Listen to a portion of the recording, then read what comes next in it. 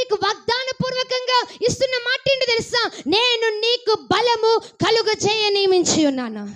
హల్లెలూయా, హల్లెలూయా. నేను నీకు బలము కలుగ చేయ.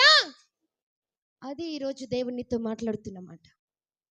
అని ఈరోజు యేసుక్రీస్తు ప్రభువారు బలవంతుడైన దేవుడికి ఎందుకు పుట్టాడో తెలుసా?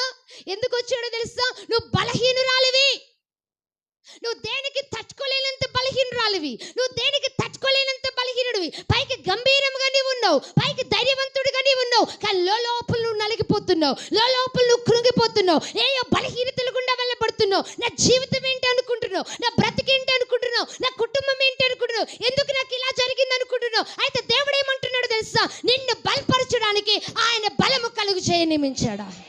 హల్లెలూయా, హల్లెలూయా. ఆయన తన బలము కలుగ చేయ నియమించాడు.